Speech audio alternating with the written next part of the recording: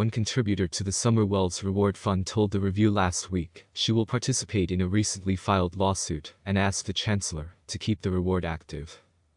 If that's not possible, however, the woman said she'd like to have her $100 contribution awarded to the Awaken Ministry, which has held weekly prayer vigils. Shortly after Summer's disappearance, the Churchill Rescue Squad agreed to manage a reward fund that was started to encourage tips that could lead to Summer's recovery.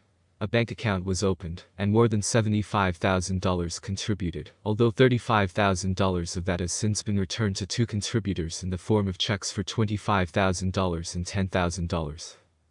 Bruce's lawsuit. The CHRS is asking Chancery Court to remove CHRS's responsibility and liability from the more than $40,000 remaining in the bank account. The lawsuit also calls upon contributors, and anyone else with a claim on the funds, to appear in court and make their own case. The lawsuit also asks that the court run an advertisement in the Review for 4 consecutive weeks to ensure ample public notice has been given to potential donors and claimants. After the Review ran an article about the lawsuit last week, a woman from southern Indiana who had contributed $100 to the reward fund contacted the Review with questions about the lawsuit.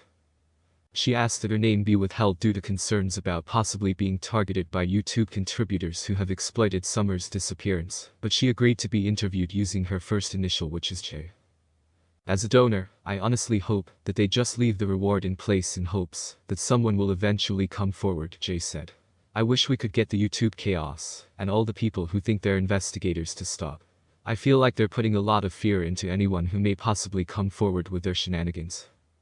Jay added, personally I would like the reward to stay in place in hopes that someone might come forward, because it looks to me that authorities are saying they think that Summer is still alive.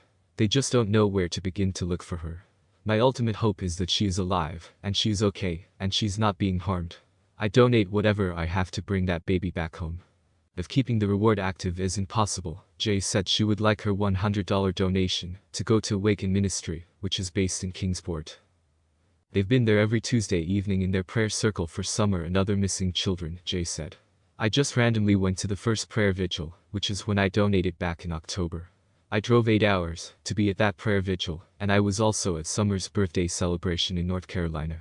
I believe God leads you in certain directions for a reason, and I have formed a friendship with Robin, Joseph, Timmy, and Haley. Jay added, by the end of the night, at the October prayer vigil in Rogersville, we were all down on our knees, and the Holy Spirit was moving through there heavily. It was overwhelming that so many people care about this missing child. Since then I've not missed a day of praying that she is safe and will come home safely. A lot of people out there feel that she's long gone, and she may be, but there's more people out there who have hope that she will come home. The above was taken from the Rogersville Review, and I want to know what you think about the donation going to the church, as Summer Wells Reward Fund cannot be kept active. Drop your thoughts in the comments below.